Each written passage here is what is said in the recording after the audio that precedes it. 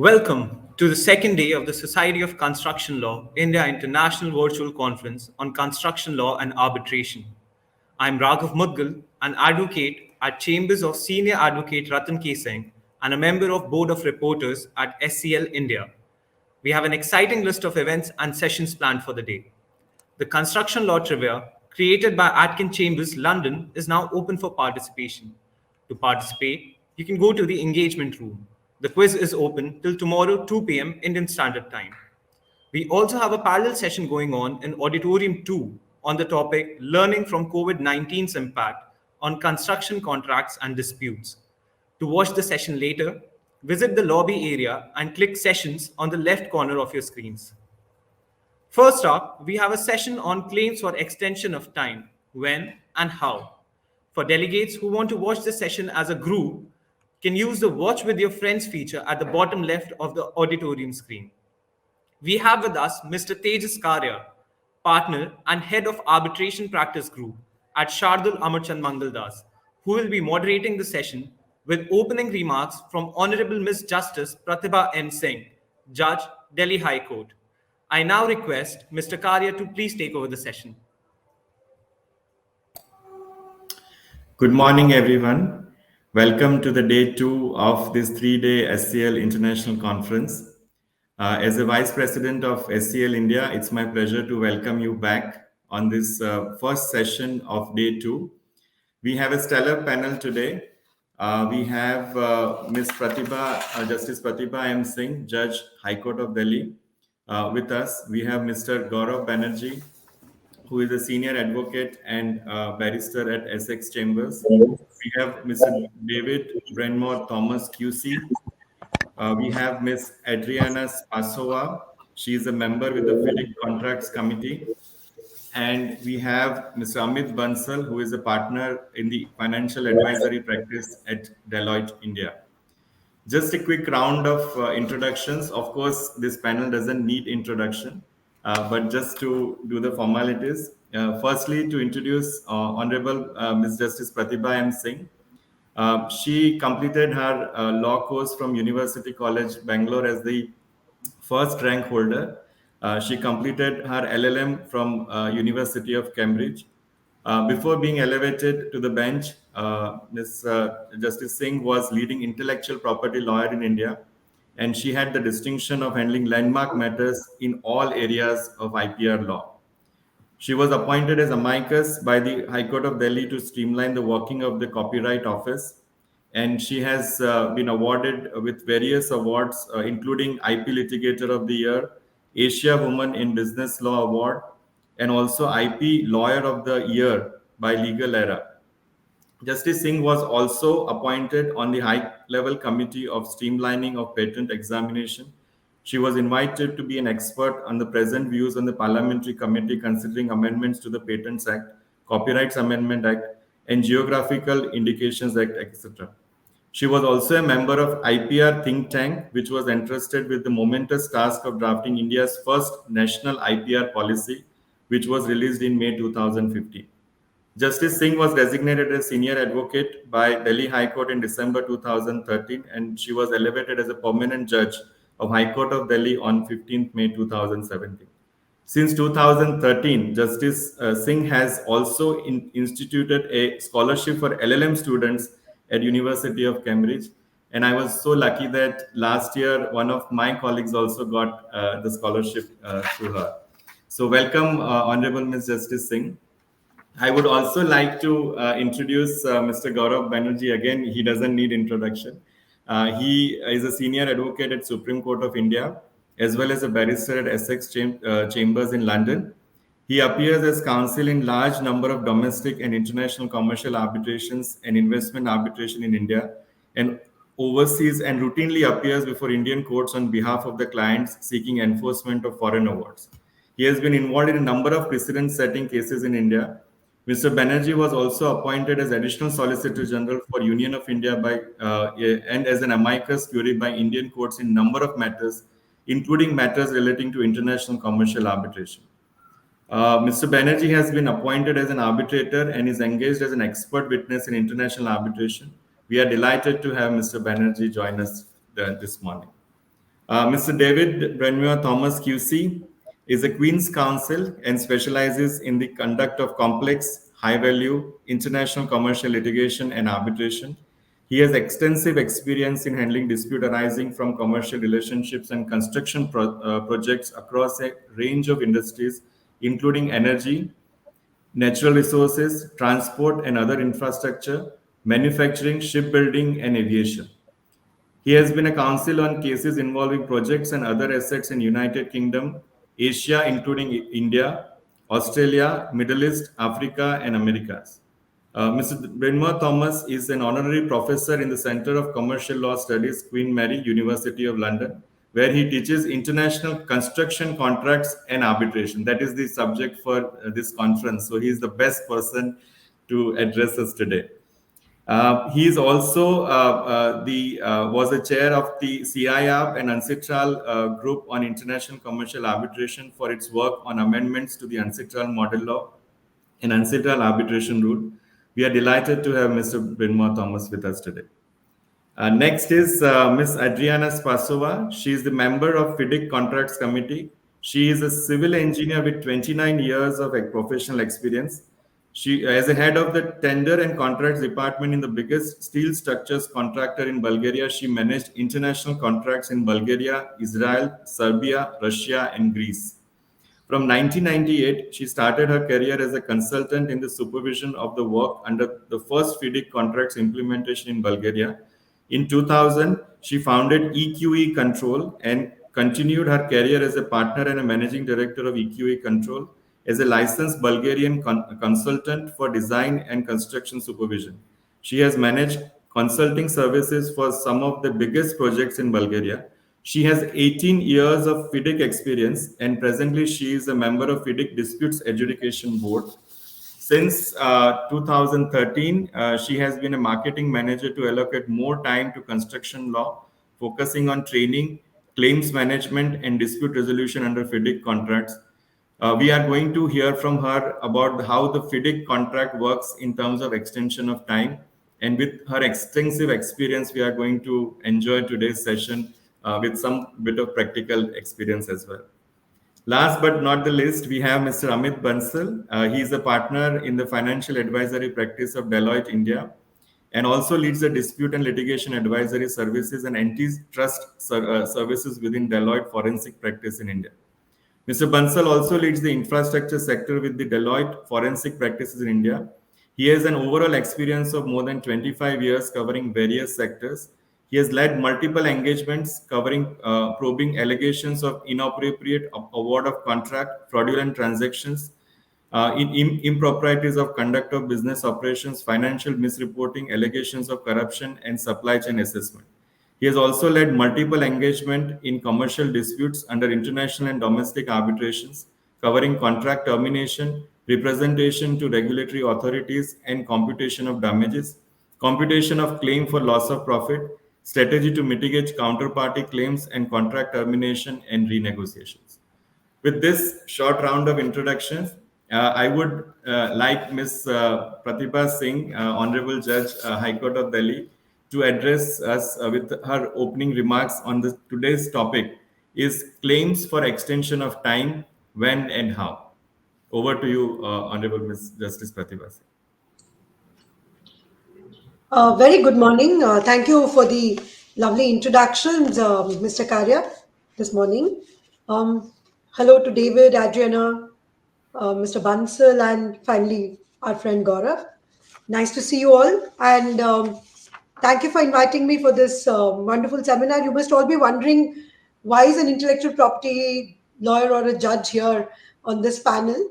But luckily, my tryst with intellectual property ended when I became a judge, and I've now been able to handle a large number of disputes. Of course, arbitration was an area of practice which I was involved in. But as a judge, I've had the opportunity to deal with a large number of construction arbitrations. In 2018, while I was in the arbitration roster, and with that experience of being on the arbitration roster, I must say that construction contracts form a substantial part of the arbitration cases that come before the Delhi High Court. And so a large number of judgments which emerge out of the Delhi High Court, including from me during that period, were on construction related contracts. And most of the times, the topic which have been allotted today, relating to extensions and when and how, almost all the claims, etc., which are brought before the court in any arbitration matter in a construction contract relate to delays in and extensions due to projects which are not completed or which get completed and with overheads, etc., and what are the kind of claims which have to be considered. But before going into the issue of extensions, I just want to make a couple of introductory comments on the kind of arbitrators that are usually appointed, which I have seen with my experience in the Delhi High Court. Most of the times I've seen that in small contracts, we've had engineers of the corporation or general panel engineers, civil engineers, etc., who deal with the claims. Their arbitral awards are much shorter and much crisper. So I can imagine why Adriana is on this show today, and it makes sense because I do think that engineers, etc., are capable of looking at claims in a much more technical and non-legalistic manner, which may be the easier way of looking at construction contracts. However, I do realize that whenever there are engineers who are arbitrators, there is an issue of the legal procedures which can be raised as technical objections in arbitral awards. So that's the only side comment I wanted to make about engineers being arbitrators. However, apart from that, of course, we've seen judges and lawyers and government boards, etc., being in arbitration. So that's the introductory comment I wanted to make on arbitrators in general. The first and foremost thing in construction contracts, which I used to notice, is about excluded matter in construction contracts. That creates a lot of complication in my view, because whenever there is excluded matter, then you are looking at somebody else being given the jurisdiction to deal with matters which are considered to be excluded. Inevitably there are overlaps between excluded matter and matter which is in arbitration. So I do think that we should try and avoid as much as possible the concept of excluded matter from arbitral contracts in construction, because I think that will lead to multiplicity of proceedings and contradictory awards and contradictory orders, and there are multiple levels of challenges, parallel streams which are flowing, which I think is not needed. The other trend in construction contracts, which I actually had the occasion to deal with in the Gammon National Highway case, is about multiple arbitrations, multiple awards, and multiple challenges arising out of the same particular construction contract. This resulted, at least in that litigation, resulted in arbitral awards being rendered on the same issue of extension and delays in the project. Multiple arbitral awards, 3 arbitral awards, different findings by different tribunals. On the issue of delay, one tribunal held that the NHAI was liable to pay for the delay which happened. On the same issue of delay, the other arbitral tribunal held the opposite. So I do think that there is a need to consolidate all arbitral disputes relating to one construction contract into one tribunal and one challenge. I mean, otherwise, we see a situation where instead of arbitration becoming a speedier dispute resolution, it tends to become extended awards, extended challenges, and they go on for 15, 20 years, which I think should be completely avoided. And therefore, I think that whenever there are arbitration cases which are filed, in the Delhi High Court, we've now made it a rule that if there is any other arbitral tribunal or award relating to the same construction project, that has to be disclosed in the format itself in the petition which is filed. So these are two introductory or three comments on broad topics in extension. The other thing I want to say is about construction contracts in general. When I've seen the correspondence in these cases, I had one of my law researchers check up how many construction kind of cases which we had handled over those 6 to 8 months. And there were more than about 100, judgments which were rendered by me at that time. And almost 90% of them were relating to construction contracts. And one realizes that when you see the correspondence and the manner in which parties proceed in construction contracts, it's almost like right from the day one, the correspondence has started about you are doing this, you are doing that, the space is not being made available. So while there's one team, I guess, which is working on the contract itself, there's a complete parallel team working on the correspondence and the letters. So I think that that attitude relating to construction contracts has to change. We need to have an attitude wherein we feel that the project has been taken with the intention to complete the project rather than take extensions and then go into arbitration or seek damages, etc. So that basic attitudinal change needs to come in. And secondly, I do think that if we see in terms of statistics, out of 100 judgments which were rendered by me during that period, about two-thirds of them related to cases where there was one government entity on one hand and the private entity or the contractor on the other hand. The remaining one-third were between private companies, but in my own experience, when there are two private companies which are involved, I think it's so much easier to resolve the matter and to decide the matter than when there is a government entity which is involved in that kind of a dispute.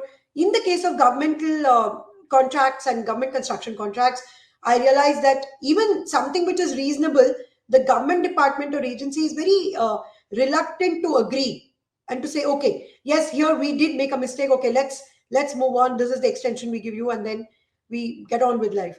That attitude is not there. Everybody's kind of having an apprehension. Oh, can I give an extension? Can I not give an extension? Let me invoke the bank guarantee. Let me invoke the forfeit, the security. So it's that kind of a reluctance to sit down on the table and reasonably negotiate, which I think is the problem in government construction contracts. So we need to change that particular mental thinking when it comes to extensions in construction contracts.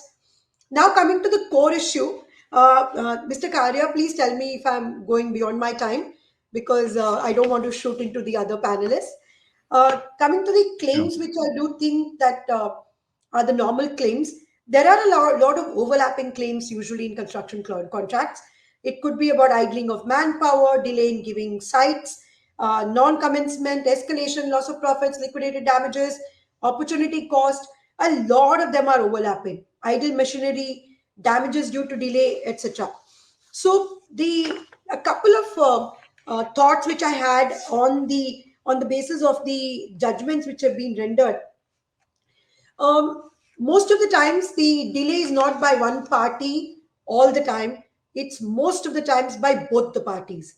One party is responsible for one kind of delay, another party is responsible for another period of delay. So a lot of times you cannot clinch and say, okay, it was purely one party's fault. So that's when the adjudication of damages becomes very, very difficult. And I think that when those kind of issues arise, parties have to sit down and have to have some kind of mechanism during the currency of the contract itself. Look here, you delayed for 2 weeks, my delay was for 4 weeks. Let's sit down and agree and move on and get the project completed. If we don't do that, we will, have overlapping claims. There are counterclaims, and each one is arguing over the other. But if you see the correspondence, you will realize that it's not one party's fault. The second thing I want to make as a comment is, when there are claims for extensions which are made in arbitration, there is, in a large number of cases, there is no evidence. There's no evidence of idle machinery. There's no evidence of labor used for these projects. And of course, mitigation has to be shown. That's also sometimes not very clear. So arbitration and claims in arbitration for extensions is, according to me, an unpredictable terrain. So it's always better to sort it out between the parties at that level, either by an independent engineer or by an engineer who both of them agree in the commencement of the contract itself. Then there are, of course, when extensions are granted by the person who is engaged the contractor, he would say that, okay, here you please give an undertaking that I'm giving you the extension. You will not make any claims relating to damages, etc. And those undertakings are usually signed, but they do get challenged in court, saying that this is due to coercion or duress or whatever. So that is another area where I do realize there are a large number of disputes which are there. Then there is one issue relating to Section 55 of the Contract Act, whether any waiver clause can operate. For example, once you have agreed to the extension or not agreed to the extension, can you then impose liquidated damages?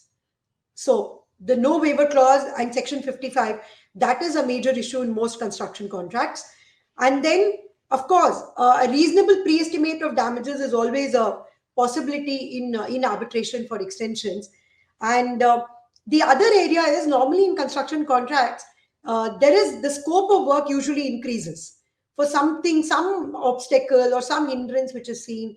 And on those issues, instead of going into disputes, again, it is better to sit across the table and sort this out. Finally, I want to say that coercive measures which are taken, like invoking of bank guarantees and forfeiting of deposits, is always a big problem, because then the contractor is like pushed against the wall. And I think there has to be some level of commercial, if I may say, commercial and business sense kind of thing which has to operate between the parties. If you invoke a bank guarantee of maybe a couple of crores or even 10 to 15 crores, the contractor is left high and dry, or and that can actually jeopardize the whole project. So that's one thing. But sometimes I do think that contractors are also very clever. What they do is that they would firstly invoke a clause which would allow them to refund the bank guarantee and the security deposit, and then they raise the claims for damages. So these are issues which we come across day in and day out in construction contracts. I think there are a couple of mechanisms which can be adopted, and I'm sure the other panelists will be speaking. I would only like to share my experiences, saying that a large number of these contracts are government contracts, and some kind of sensitization within the government machinery to not go into arbitration all the time is essential. And I do realize that there are some steps and measures which have been suggested by Niti Aayog and the government to make sure that these projects don't get held up. And infrastructure is such an important thing for our country, and therefore construction projects play a very important role. It's very important that they don't get entangled in arbitration cases. Those are my comments as the opening comments. I'm sorry if I've kind of extended my time in any way. Thank you. Not at all, Justice Singh. It was very enlightening to hear from you some kind of practical issues which we face, and I had a pleasure of appearing before you on the arbitration bench, and you have dealt with many issues. And one of the issue, which is consolidation, which we always face, is that there are multiple arbitration going on for the same set of contract. And in ad hoc arbitration, and especially in our Arbitration Act, we don't have ability to join the parties or consolidate the claims. Whereas in institutional arbitrations, we have that benefit of doing it. So that's the added advantage of going for an institutional arbitration. But with the judgment which Justice Singh passed, at least in Section 11 matters, whenever there is a same arbitrator is to be appointed in the contract which has the similar facts or the same parties, that is very, very helpful. Apart from that, we also have the issues with regard to who has caused delay and how the waiver and LD clauses have to be worked. So thank you so much for your opening remarks, and we will come back to you for closing remarks after the panel discussion. Now, starting with the panel discussion for today, and as we have seen, and Justice Singh also said that almost every construction dispute has the claim for extension of time. And at least I have done all the construction arbitration till date. 100% of cases had an EOT claim. If not, then we made it and found letters to make a claim, because that's the easiest claim to prove and shift the burden by the contractor if is a claimant, or by the owner if that person has terminated the contract. So to justify the termination or to justify the breach, extension of time claim becomes very, very handy. And there are a lot of issues which arise out of that, is that whether such claims are justified, if the conditions of EOT have been properly fulfilled, whether the EOT was granted without prejudice to raise the claim, or when and how EOT claim has to be made. And those are very important issues. FIDIC has introduced EOT clauses in the standard form of contract. Even the SCL has the delay and disruption protocol, which addresses various aspects of extension of time claims. And we have a very good panel today. So I would like to start with Ms. Pasova. And I would request her to kindly explain the nature and importance of extension of time claims, and what are the grounds for seeking such claim. And as a person from FIDIC Contracts Committee, if you can explain how the FIDIC standard form contract also work in terms of the extension of time claims. Thank you, Mr. Karya. And first of all, thank you all for inviting FIDIC to have representation on this conference. I would like to congratulate the organizers and all participants, Judge Singh and my co-panelists for this participation on behalf of FIDIC, and also as acting president of the European Society of Construction Law. I'm congratulating you on behalf of the European Society of Construction Law, and you are welcome, as many of you as can make it, to the annual conference, which will take place on the 17th June in Sofia, after being postponed for 2 years because we all are friends and want to meet face to face. And usually we have representatives from South America, why not from India? So just Google the European Society of Construction Law and you shall see the interesting program we have. The topic is PPP. So starting with some comments on what Judge Singh has said, I can tell you that after working for more than 10 years with FIDIC contracts, I saw that I'm lacking the understanding of some concepts, especially English law is completely different in some concepts from the civil code we have.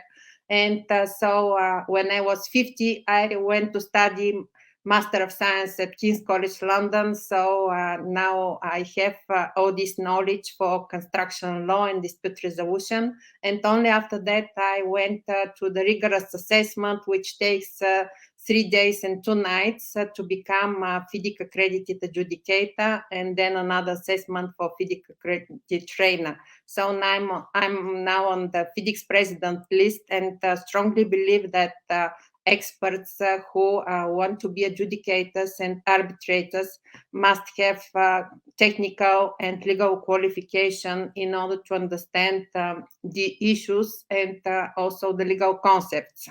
So now going to the topic, claims are very important, and each legal system underpins the entitlements which are embedded in the contract. So the extension of time is very important because it is important for the contractor to give the contractor extra time because construction is very uncertain. You say that it is easy to do such claims, but I think the reason is different, that we have on every project similar claims, because on every construction project, no matter how well we have prepared the design and tender documents, we have a lot of uncertainty. So it is good to have similar provisions which are fair to the contractors and give them some relief.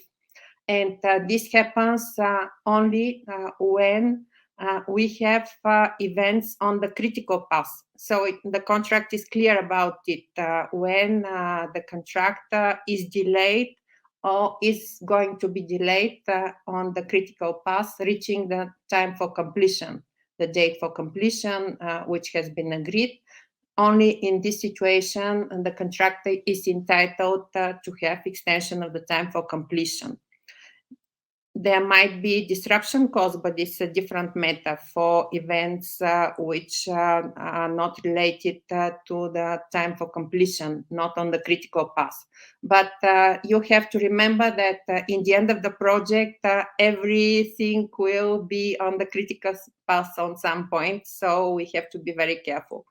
I am very glad that Judge Singh is giving this message about collaboration, because this is extremely important. Nowadays, we don't want to continue to resolve claims and disputes, because collaboration is the way to go forward, to sit together during the project implementation and to give the relief to the contractor so that the contractor can go on and focus on the project implementation. This is good for both parties.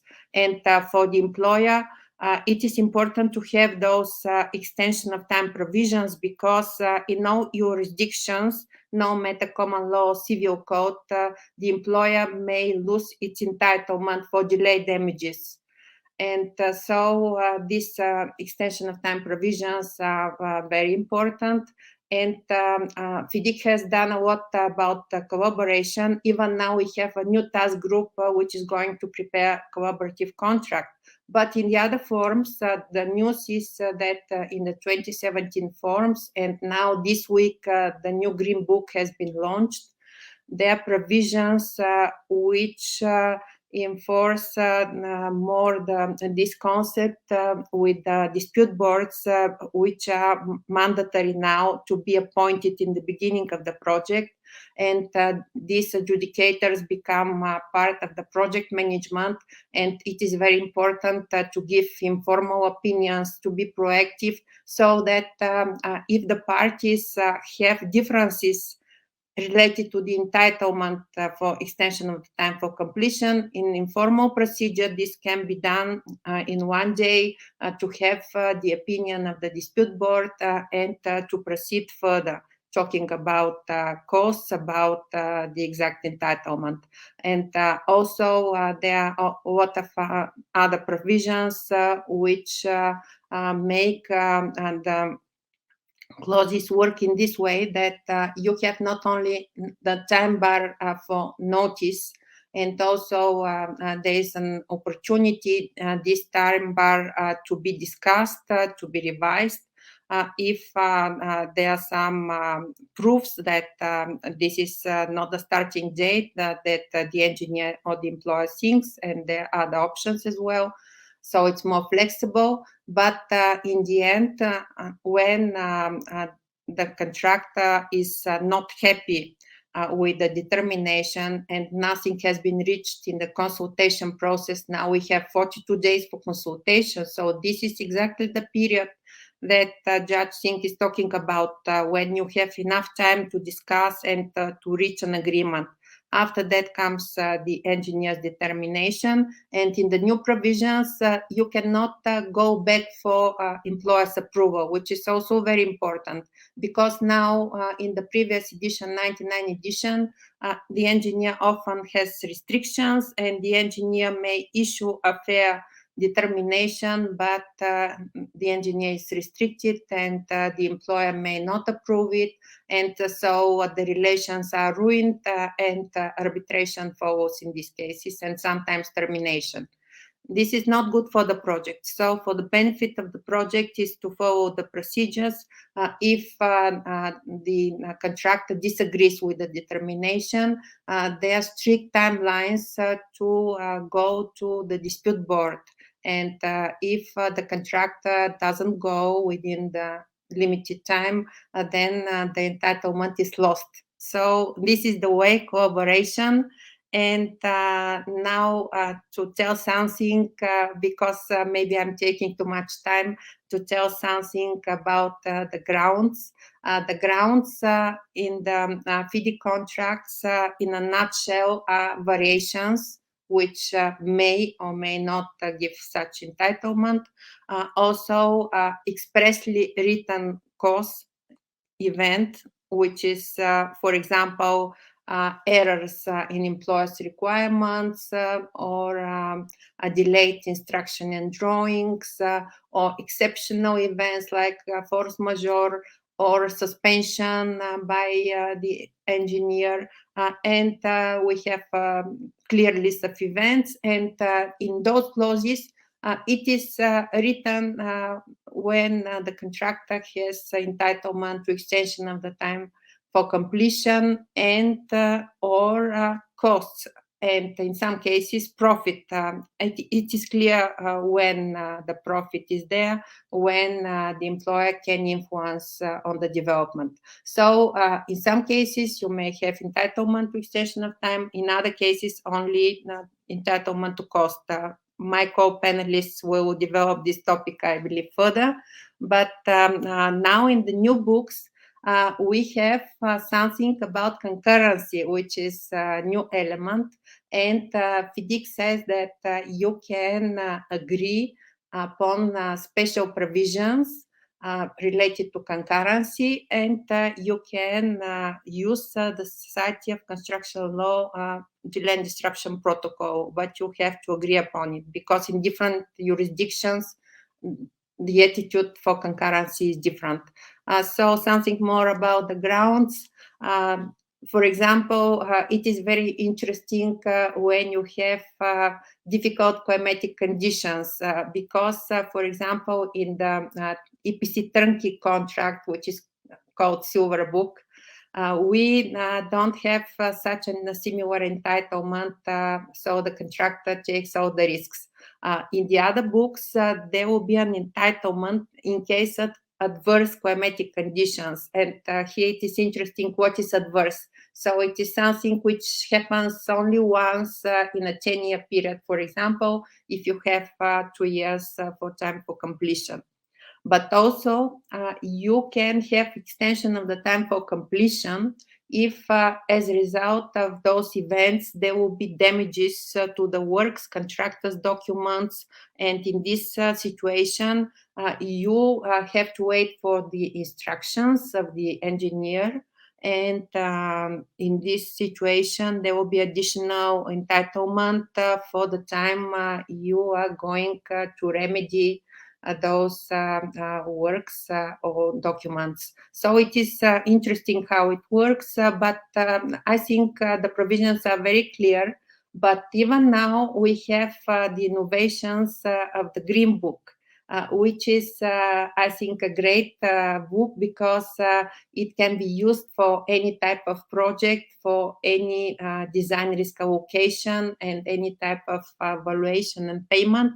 And in these 10,000 words, you have all the provisions which are in the major books, which are 1 kilogram each book, and it's very complicated and with very detailed machinery. And now what we have in the new book is a list which is very compact in a tabulated format, list of all events. And in this table, you can see in the right column whether there is an entitlement only to extension of time, or cost, or cost plus profit. And also the new thing in the Green Book, which has been launched exactly this week, is that we have definition for prolongation costs, and we have proposed formula, and you can use it. And in this situation, as Justice Singh says, you shall have predetermined damages for prolongation costs, and there will be no worry about it. So thank you so much, and sorry for taking so much time. No, thank you, Ms. Spaso, because it was very interesting to hear in a very simple words how this complex FIDIC procedure works. With having done number of FIDIC arbitrations, I know how easy it is to reduce the difference between the parties and try to resolve the dispute, because that is the beauty. And this new green book which has come and you introduced to us has a lot of streamlined procedure, and the grounds are also simplified. So thank you so much for throwing light on the FIDIC procedure and what are the grounds for seeking construction claim. Now coming to expert on our panel, Mr. Bansal, we wanted to check with you what are the generally acceptable principles for assessing EOT claims by the employers in your experience. What are the different ways in which you can analyze the delay and the assess the EOT claims? Because when you appear as an expert in the arbitration and otherwise you prepare reports, what are the methods for analyzing the extension of time? Sure. Thanks, Tejas. And before I get into that, I think one of the comments which Honorable Justice Pratibha Singh made with respect to both the parties having flexibility and openness to achieving a common objective in terms of a solution, whether it is a project outcome or settling a claim, that mindset is very, very important. Now, coming down to your question with respect to EOT claims and delay, I think, see, when we are talking of an EOT claim, we are talking of a delay event. So, important thing is to assess what is the delay event and what is it that the contract provides with respect to that kind of an event. And largely, in a lot of times, what we have seen is there will be multiple events, and all the events tend to get clubbed together. The important aspect is to treat each event or a group of events as a class of events which get a similar treatment under the contract. Because a lot of times there are events for which the contract allows for both extension of time as well as cost, and there could be other events for which only an extension of time may be available, and there could be events for which neither of them are available. What is the fundamental principle which most of the contracts go by is the deal who's the delay attributable to? Is the delay the delay can be attributable to be only three parties, either the principal or the owner or the contractor, or it could be a third party, or an external environment. I'm putting all of them in that bucket. Now, it is very easy to look at the first two part of it. When the delay is attributable to either the owner or the contractor, the contract tends to be very, very clear. Now, more often than not, we have delay events which fall in the third bucket. It could be third parties, it could be external environment. Who do you blame COVID for? Now, and that is where carefully assessing that how much of it was controllable, what were the mitigation steps which were taken by the contractor in terms of looking at that those are some of the key principles which get I would look at in terms of assessing whether the claim should be payable or not payable, or to what extent it should be payable. Coming down to the methods of assessing delays, once you have looked at a delay event, what is the delay event, who is it attributable to, the choice of a delay assessment method is dependent upon a lot of factors. Going from the kind of a contract, the size of the contract, the kind of contemporaneous evidence which is available. Of course, what does the contract say? The contract may not say about the delay method, but some of the nuances in the contract, some of the clauses may also have an implication on the choice of the delay method. And lastly, most important is what's the kind of evidence which is available. And more often than not, in my experience, we have seen it is the absence of the contemporaneous evidence, that is what leads to a choice of a delay method rather than other factors.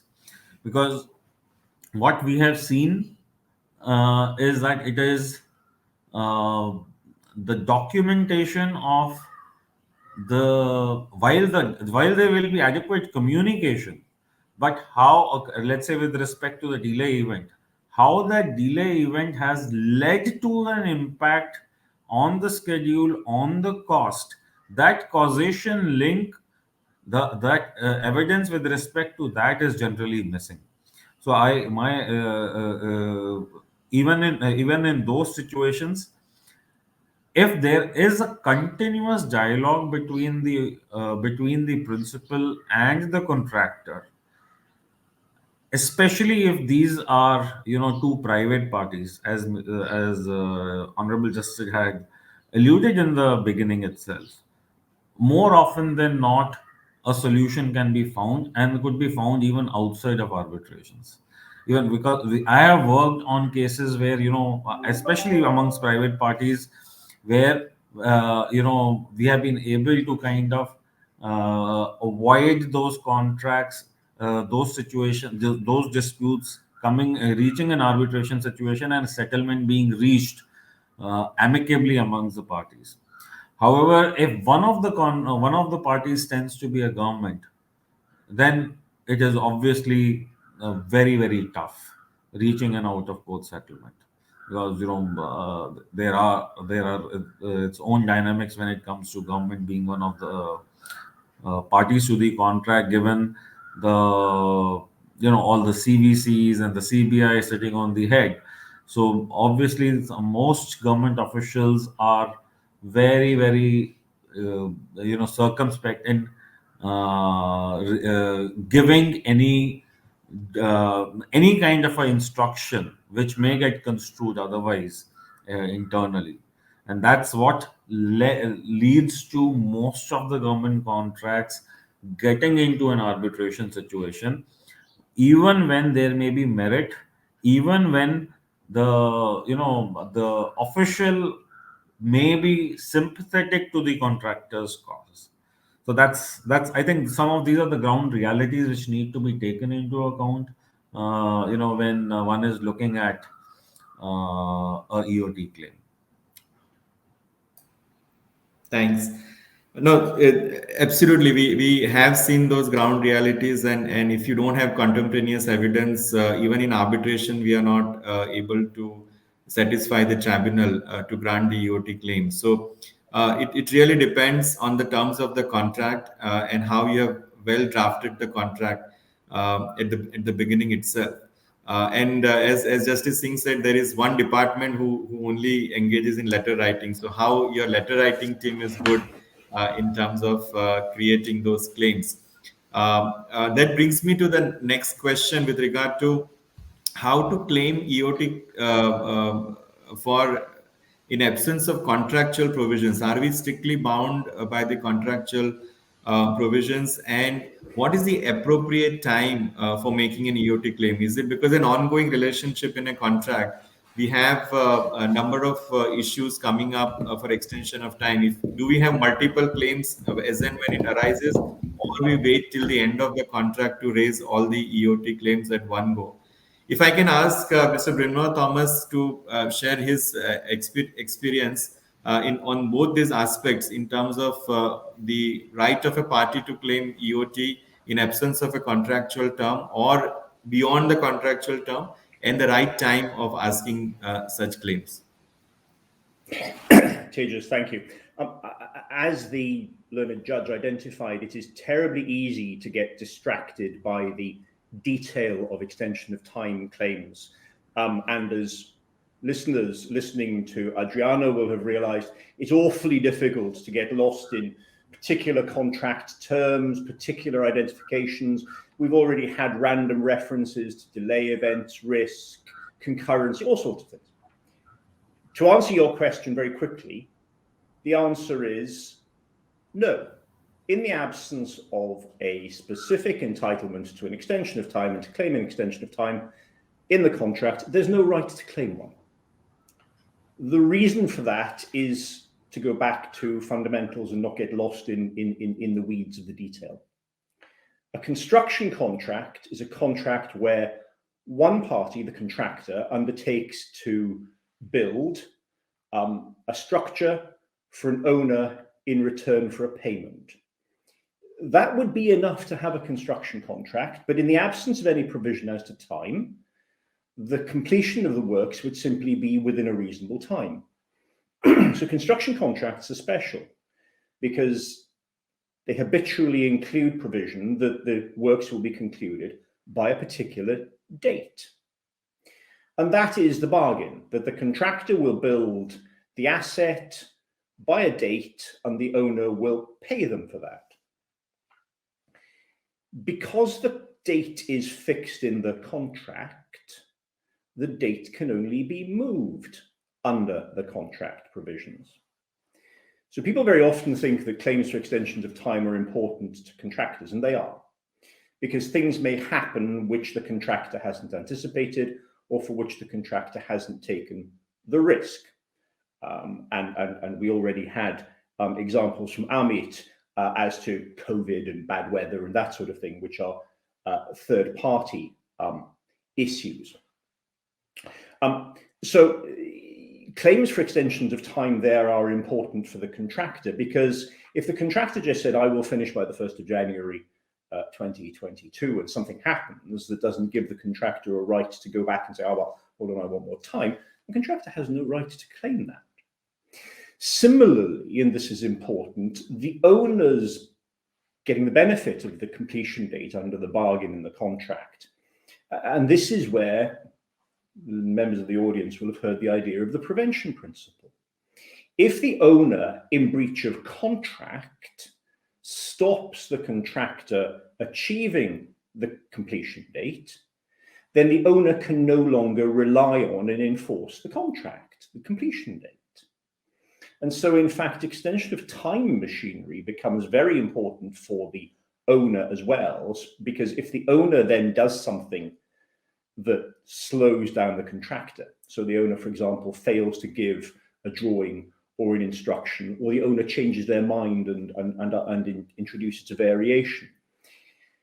If the owner themselves does something that breaks the contract machinery for time, or breaks the contract date, then the owner can no longer rely on the completion date.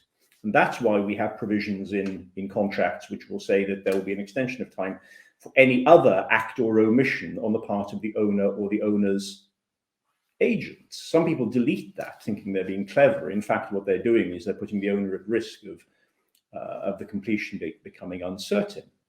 So once you realize the fundamental issue that construction contracts are special because they provide for completion by a particular date,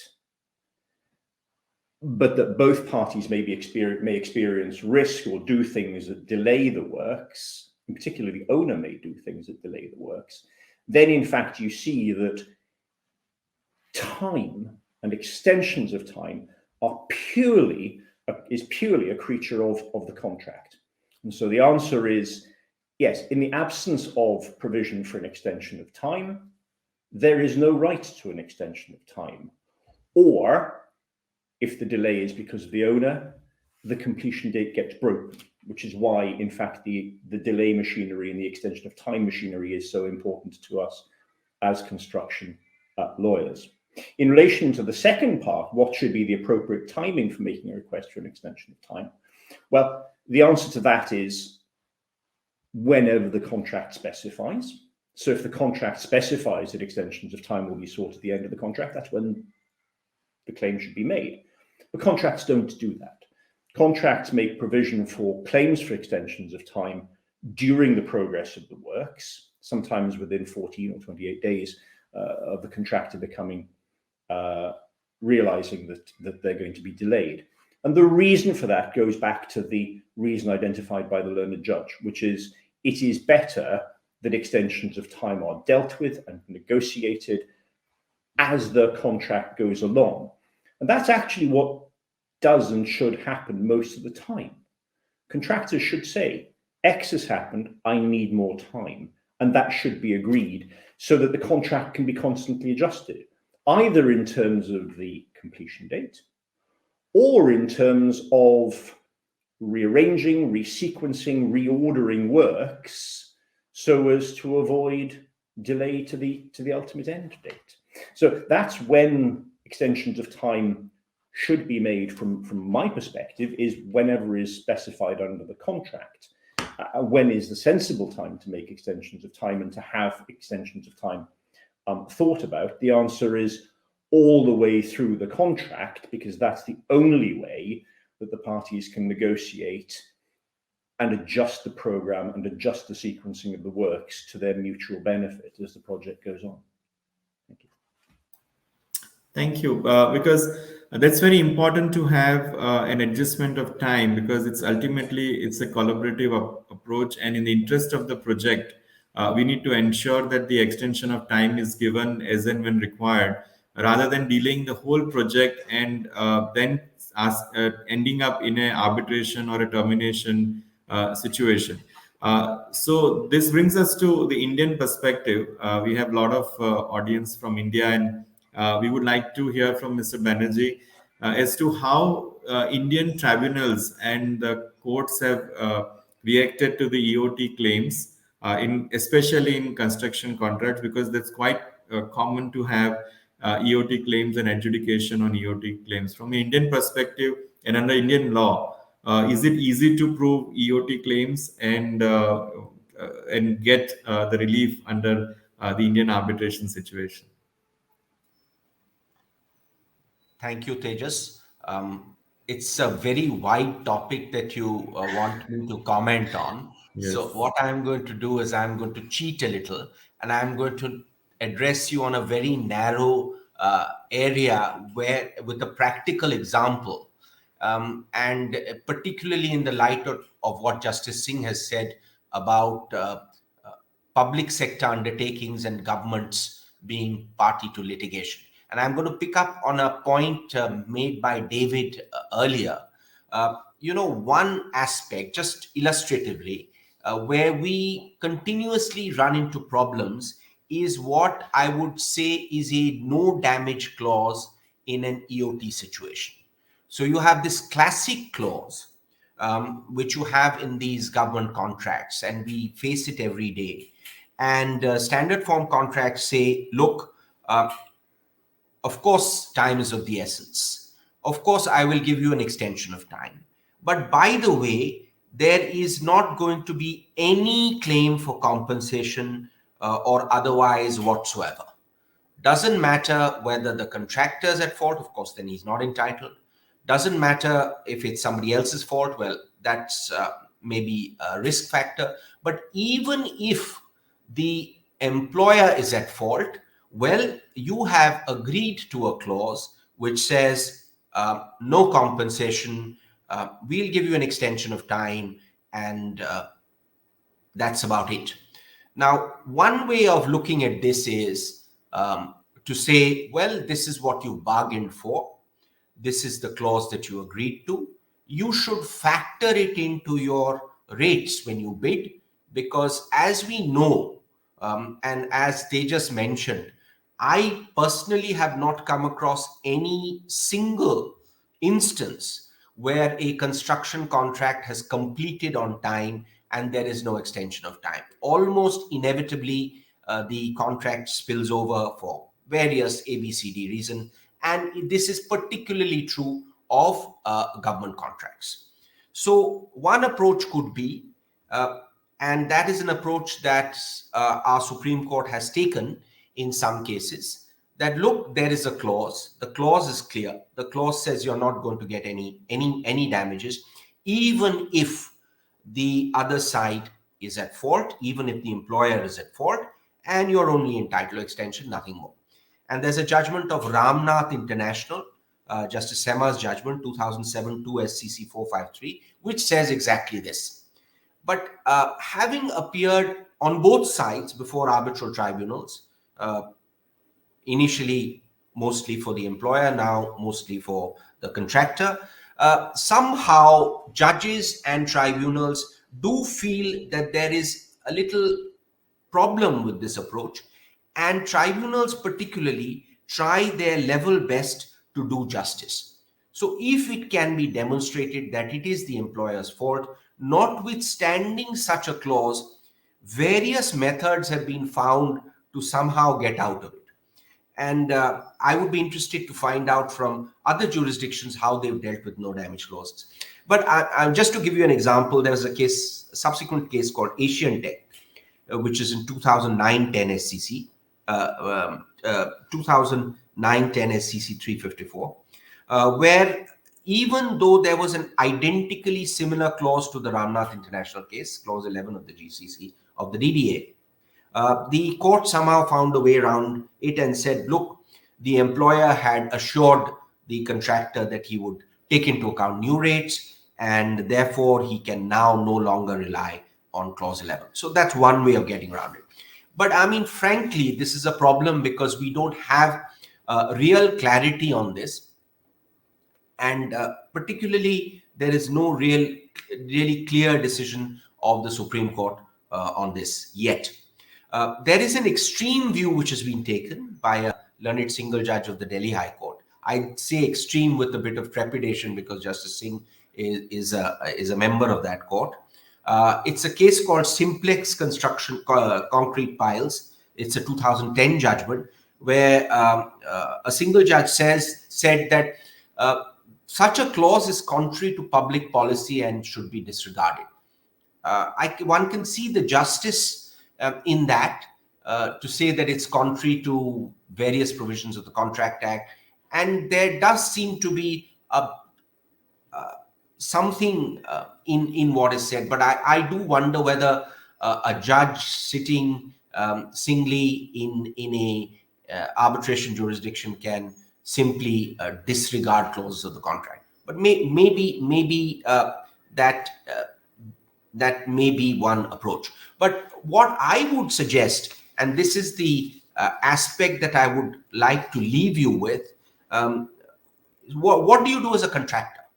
Or what do you do as an employer? All this law is great. What do you do? Well, there is one judgment that I would advise. I know contractors or employers do not like to be told to read law well before the dispute, but if they can, perhaps then one narrows the field and maybe you can avoid going to expensive lawyers. So the judgment that I would refer to actually is a judgment of Justice Lahoti, as he then was, in the famous General Manager Northern Railway Sarvesh Chopra case, which I would definitely say is worth a read. It's 2002 4 SCC page 45. A couple of paragraphs 14 and 15. So what he does is he takes this concept of a no damage clause from American jurisprudence. He refers to Halsbury's. He refers to Hudson, and he says that no damage clause primarily sort of originated in the federal government contracts in the US, but according to him, are now adopted by private owners and expanded to cover wider categories of breaches of contract by owners in situations which it would be difficult to regard as other than oppressive and unreasonable. So there is a hint in this judgment that such clauses may be oppressive and unreasonable. And then he notes some defenses available in US jurisprudence, and then he notes our section 55 and section 56 of the Contract Act, which is time of the essence, which is a topic we can come to later. And then he says, under the Indian law, in spite of there being a contract between the parties,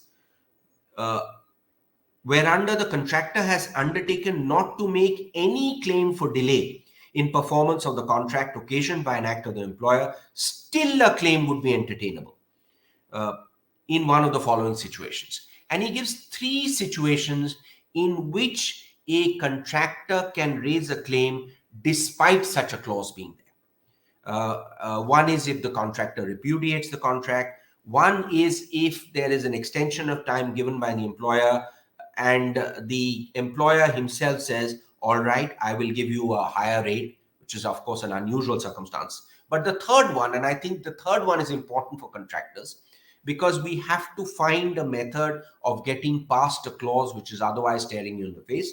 And it says, if the contractor makes it clear that escalation of rates or compensation for delay shall have to be made by the employer, and the employer accepts performance by the contractor in spite of delay, such notice putting the employer to terms. So if you have this clause, if you have this no damage clause, one way of getting around it, particularly if there's inordinate delay and it is something which is a risk which you really had not contemplated, is to give an appropriate notice under Section 55 and hope that the employer sees sense, or if not, go to arbitration. So there are ways in which the tribunals particularly and the courts are sympathetic, even in the case of no damage clauses. And the thought that I leave you with is this, that whatever be your claim under the EOT, for extension of time, and you will have a claim for extension of time, the last practical thought that I leave you with is something that Amit had said. There is some correspondence, there is always correspondence, as Justice Singh mentioned. There are people sitting there churning out letters in order to build a case. But what I find practically at the end, when one does an arbitration or one goes to court, the backup material in terms of invoices, the backup material in terms of causation is woefully inadequate, and lawyers or counsel at the end of the road cannot improve the situation if you have not properly quantified your claim, charted out the critical path, and properly quantified your claim with adequate material. Thank you. Thank you, Mr. Banerjee, for those practical tips, and also asking everyone to read the judgment so that they don't have to come to us or to go to court or the arbitral tribunal. Now, I wanted to ask Ms. Pasova is with regard to that, what are the factors to be kept in mind while preparing the EOT claims, and also your views on the time bar defenses under the civil law, because we have heard the views from the common law. If you can also share your thoughts about how the civil law works in terms of the time bar defenses. Thank you, Mr. Karia. When you start to write a claim, don't forget that the life of this claim may be long. So you have to tell the story, just like sitting with a friend who is not in construction at all, and tell the background, what has happened in a very simple, user-friendly language. This is very important. And then don't forget that the important elements are cause, effect, substantiation, and entitlement. So you have to prove for every event that you have contractual or legal entitlement. So if there is no express entitlement in a relevant clause, there might be breach of contract because this can also bring entitlement to extension of the time for completion. And you have to prove that you have been within the time bar for notification. And not only this, if in the relevant clause there are other conditions precedent, like for example force majeure or exceptional event, then you have to prove that you have submitted the notice under this clause. If there is an error in employer's requirement, you have to prove that you didn't have opportunity to see this error during the tender, and etc. There are other conditions. You have to demonstrate you have met those conditions, and then you have to go to the quantum, and during the quantum you have to be very clear why did you use this type of program, why did you use this method of analysis, and you have to agree if possible. This is very important again, as Judge Singh has said about collaboration. If you can, in the beginning of the project, define which is the program and method you're going to use for delay analysis. This will help you a lot. And then don't forget to be user-friendly and to make everyone sympathetic with your claim. Because I have had this year as part of a 3-member adjudication panel dispute board such a case for infrastructure project. This was a referral with 13,000 documents, and part of the dispute was extension of time claim, and you didn't have in front of you this good story to see and to be sympathetic with the contractor. No, they referred you to the final claim. The final claim refers to the previous refers to the other. So you have to go to dive within thousands of documents. And on the hearing, the employer said they couldn't find also some of the substantiation, because substantiation is very important. So part of the quantum they wanted, they didn't substantiate. You cannot do anything. You are sympathetic, but you cannot do anything. So substantiation is done with contemporary records. Don't forget this. You may have entitlement, but if you don't substantiate it, and those contemporary records are done during the project implementation. So in the beginning, you must set up a very rigorous system for contract administration and to define what type of documents to be prepared. And that's why this primary notice, which is related to the time bar, is important, because the engineer may write in a notice to have some additional records prepared during the development of the event. So these elements are very important. And don't forget, if you have several events in one claim for extension of time, for each one of them separately, cause, effect, substantiation. And in the end, to have the summary of the entitlement. Sometimes we don't know what they want because it is too much details, and in the end, you don't know. But when I talk about these contractual and legal grounds, you always have to prove that you have submitted the notice in time. And about the time bar, we have different defenses in civil law countries, but I can tell you that half of the arbitrators and judges just taking the time bar provision for enforcement, because we have the principle of pacta sunt servanda, so the agreements have to be kept. But if there is suspicion that this is not possible, then you can use different defenses. The first one is when the effect starts. So it is not when the event started, when the effect starts. You can prove that the effect was late. For example, in the COVID situation, you can have the effect felt 1 year after the COVID started. And you can see for this the famous case for Brascon, which is about the Gibraltar airport. And another defense in the case of variations which entitle you to extension of time is the unjust enrichment doctrine, which can be used.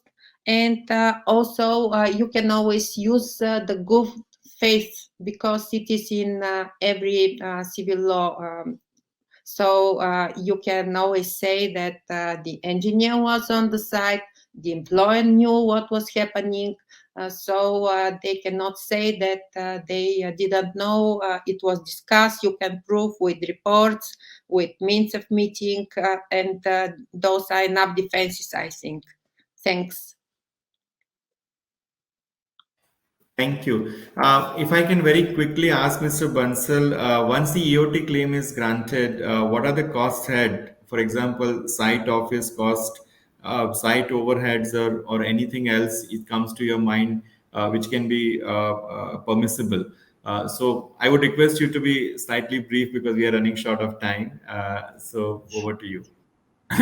Yeah, sure. So see, if underlying assumption is the EOT claim, the time extension has been agreed upon, which means the delay has been attributable to the employer.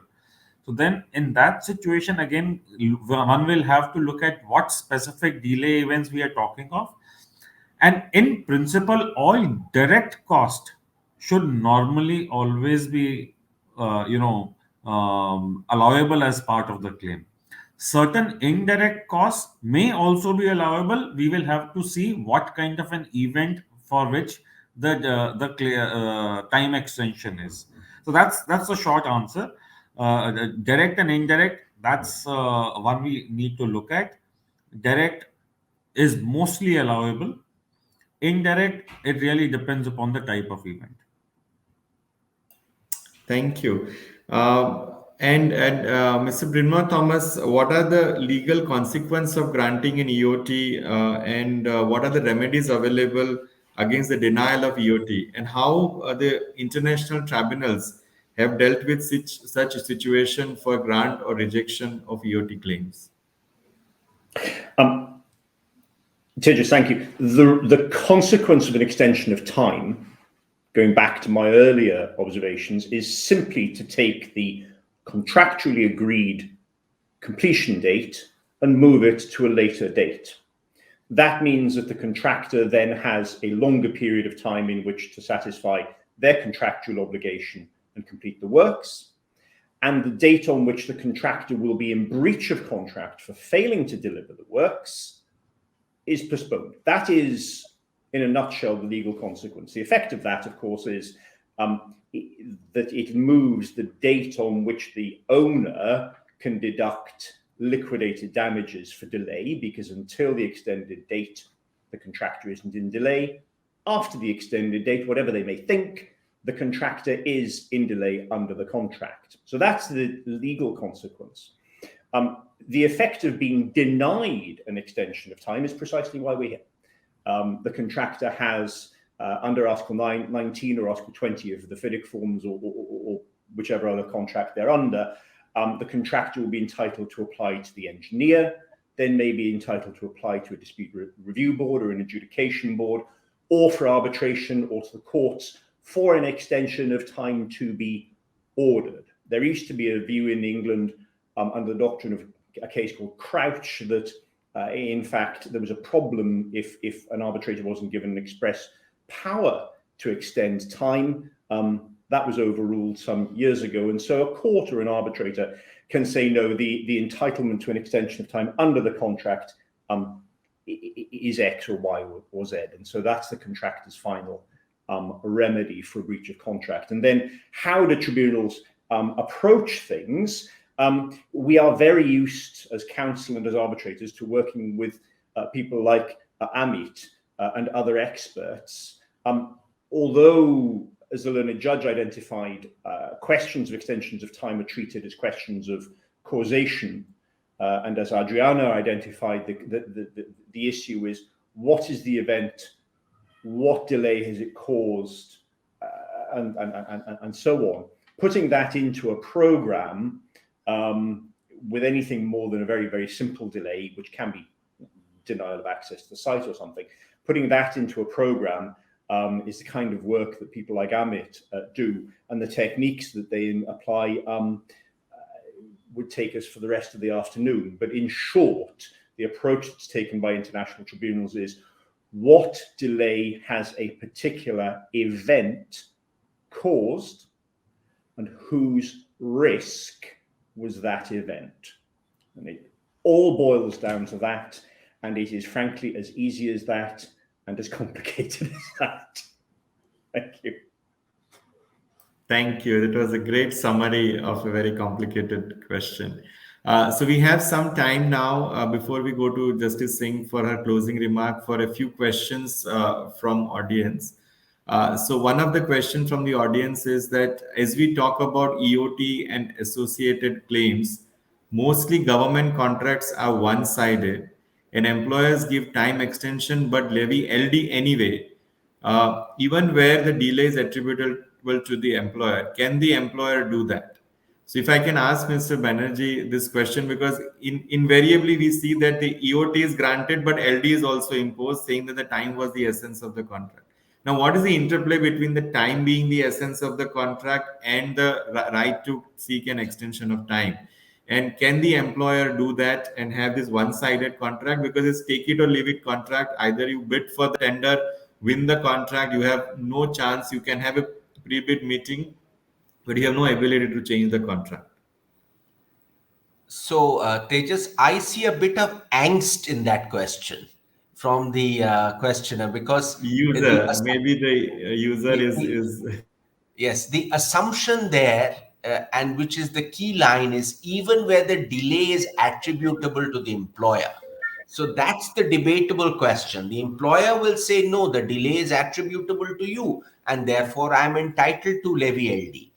But the reality is, and I definitely agree with the questioner, that this is something that employers and governments do because they have to protect themselves, and for whatever reason, and sometimes in a very perverse manner, they extend, and then either they say, I preserve my right to grant LD or levy LD, or they say that I'm levying LD here and now.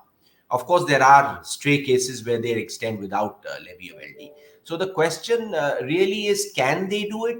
Of course they do it. The question more relevant to this is, how can you prevent such an event, or how can you try to minimize the risk of such an event? And I think here we go back to what Justice Singh had said. The problem that arises is, and this is something certainly in the Indian context that we really need to look at, is that no one party is 100% at fault. There will always be delay events which the contractor is liable for. There will be delay events which the employer is liable for. There may be delay events which neither is liable for. So there's a question of risk. So really, we should now sort of get to the concept of critical path. We should involve people like Amit at an earlier stage. We should have L1 and L2 schedules. I know this is Greek to a lot of our lawyer friends, but without actually determining the delay contemporaneously, and without cornering your employer by demonstrating that the delay was really yours. Maybe my mobilization wasn't perfect, but you did not give me the land. So regardless of whether my mobilization was great or not, the real delay on the critical path was that of the employers. Hence, do not levy LD and grant me extension. Somewhere we need to practically explain this to our employers, to our contractors, that there is need for some degree of experts or some material to justify our statement that the delay is attributable to the employer and the delay is not attributable to the contractor. If you can do that, then the employer is put in a difficult position and may not then extend time with LD.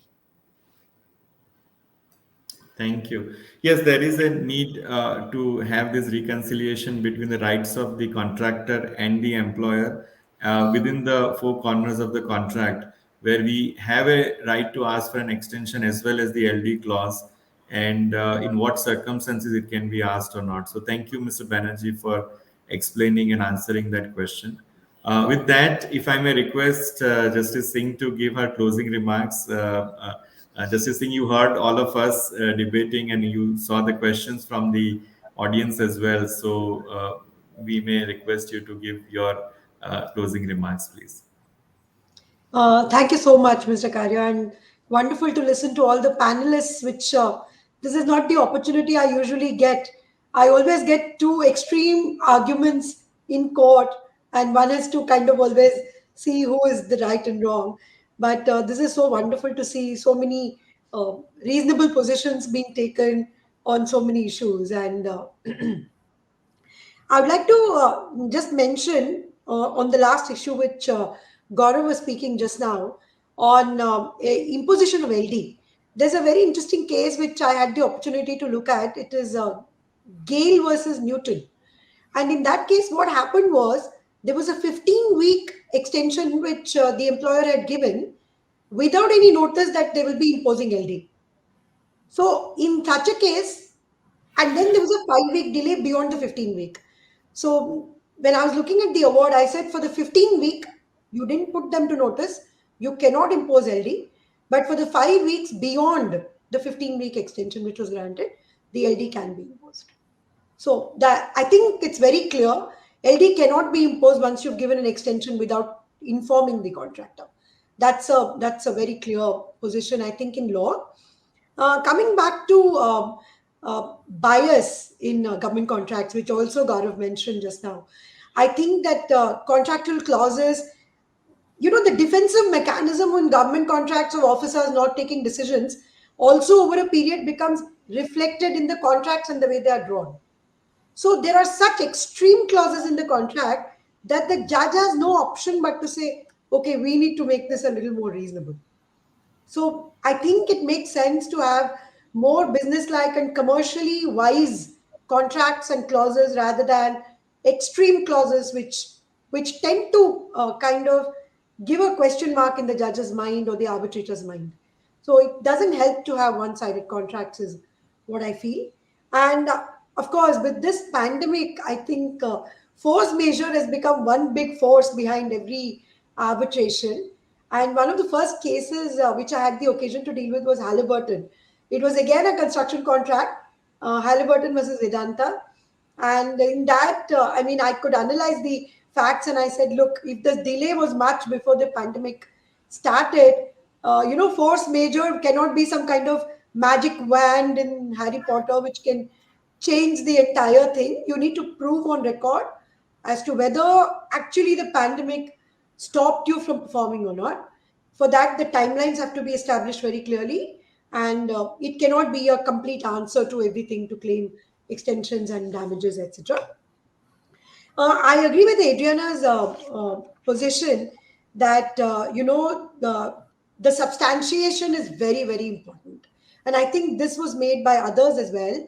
That without evidence on record, you cannot make a claim, and that's what is the problem with most of the contractors. They don't have invoices, they don't have vouchers, they don't have payments made to idle manpower, machinery which has been brought, and these claims can't be made without proper substantiation. And David, I'm really sympathizing with you. You've been up from 4 a.m. in the morning, I think. I just realized it must be so early in London and on a Saturday morning. And the point that you made about how the plight of the contractor is so difficult once you're in the contract and it is you're stuck in it, you don't know whether to take extension, what are the consequences of that, how do you run the contract and get your money and make sure that your damages are there. I think the plight of the party is quite empathetic is what I would say.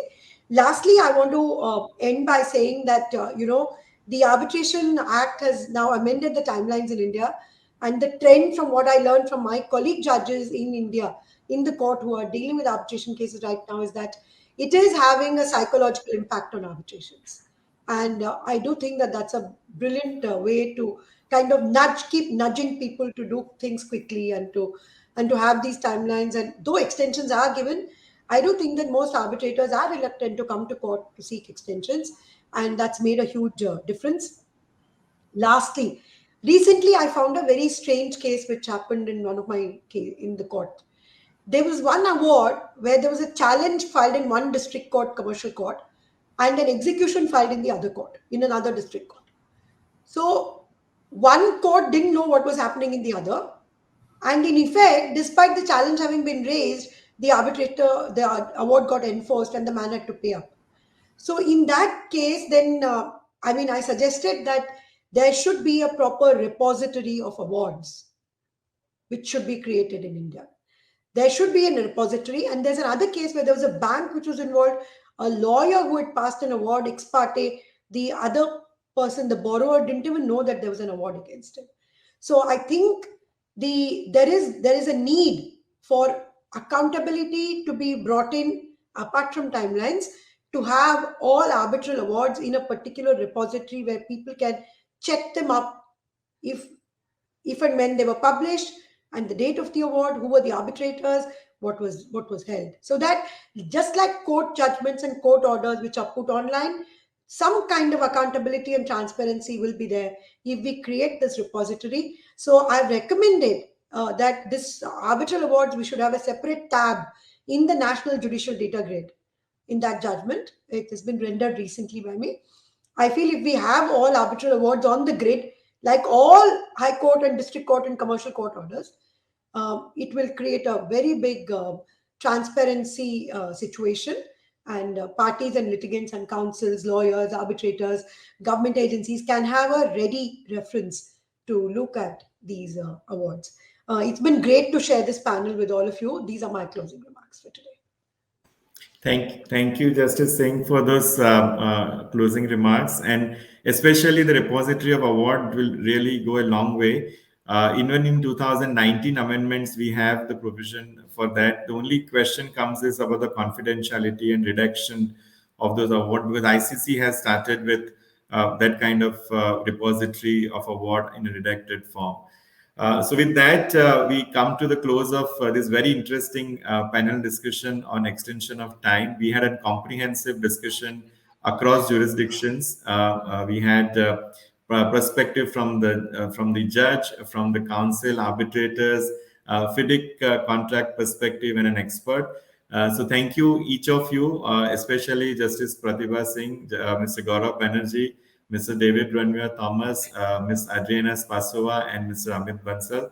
Thank you very much for joining this panel and taking our time for this.